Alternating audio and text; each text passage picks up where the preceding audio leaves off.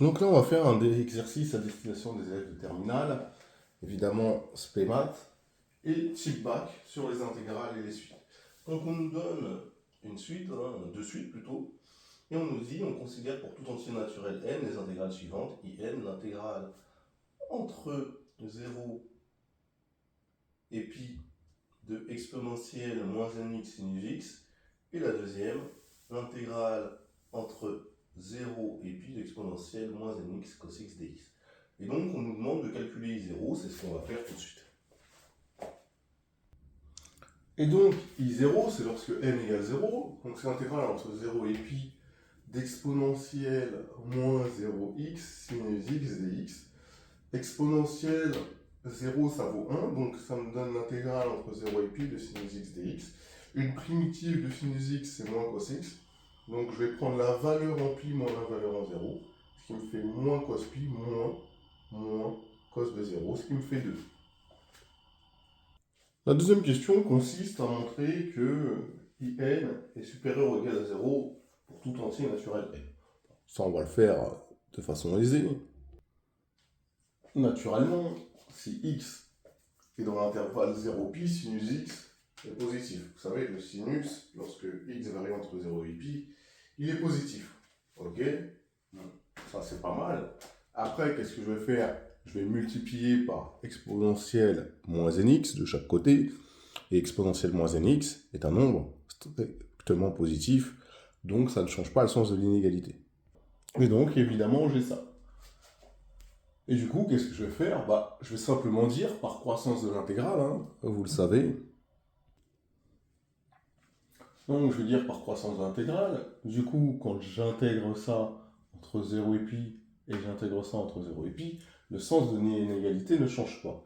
C'est-à-dire que j'ai l'intégrale entre 0 et pi de exponentielle moins nx sinus x dx est supérieure à l'intégrale entre 0 et pi de 0 dx. Mais l'intégrale de 0, c'est 0, et cette intégrale a vaut in. Donc maintenant, je peux en conclure que pour tout entier n, in supérieur ou égal à 0. Ça, c'est une question facile que vous devez savoir faire. Maintenant, la question B, on me demande de montrer que in plus 1 moins in est inférieur à 0, autrement dit que la suite est décroissante. Et donc, je considère toujours x entre 0 et pi, et n un entier naturel, évidemment que n il est inférieur ou égal à n plus 1.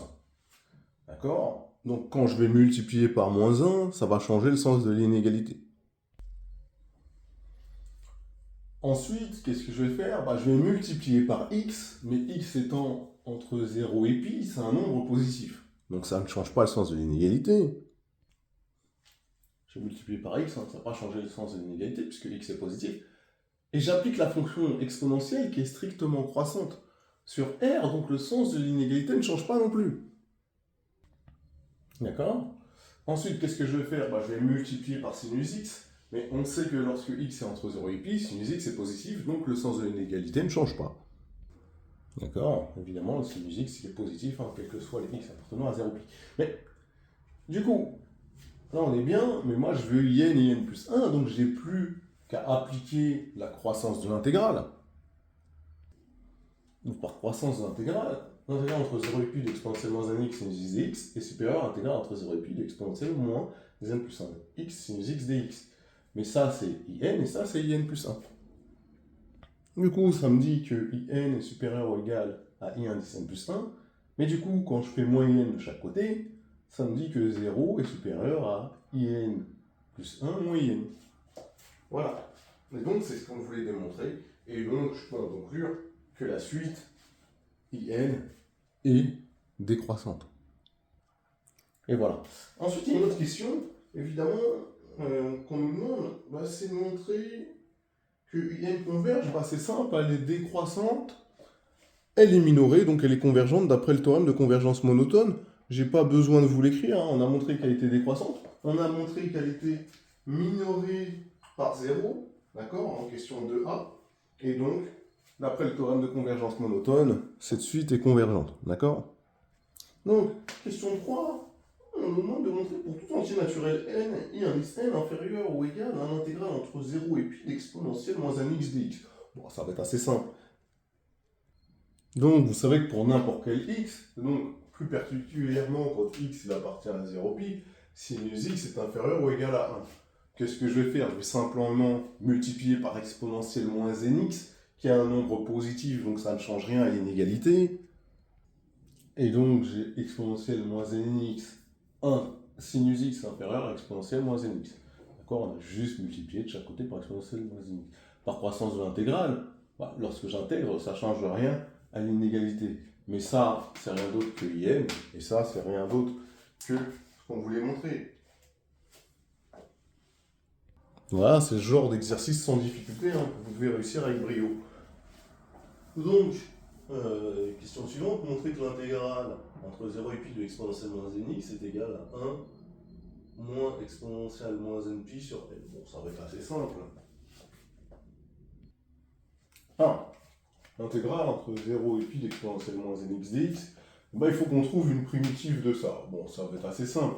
Vous voyez bien qu'on a une forme de la forme u' exponentielle u à remettre bien comme il faut.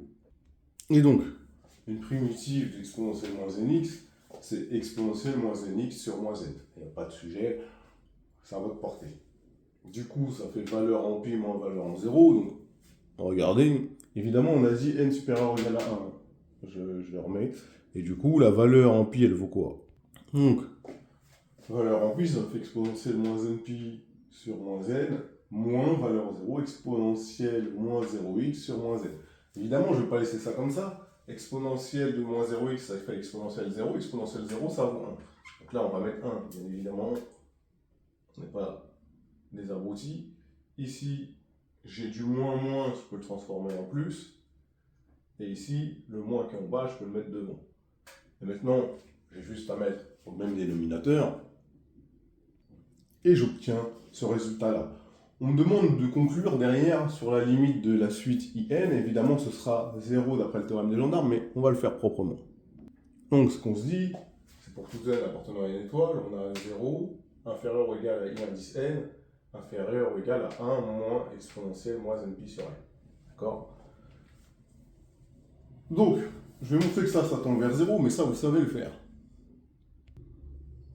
Donc, vous savez que la limite de moins npi lorsque n tend vers plus l'infini, c'est moins l'infini. La limite d'exponentielle grand X quand grand X tend vers moins l'infini, c'est 0. Du coup, par composition, la limite d'exponentielle moins npi lorsque n tend vers plus l'infini, c'est 0.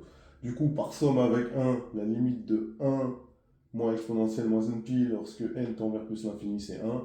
Et par quotient, la limite de ce terme-là tend vers 0. La limite de 0, c'est 0. Et après, on n'a plus qu'à dire, d'après le théorème des gendarmes, la limite de IN est égale à 0. Et voilà, on a terminé l'exercice. J'espère que vous avez apprécié. À bientôt.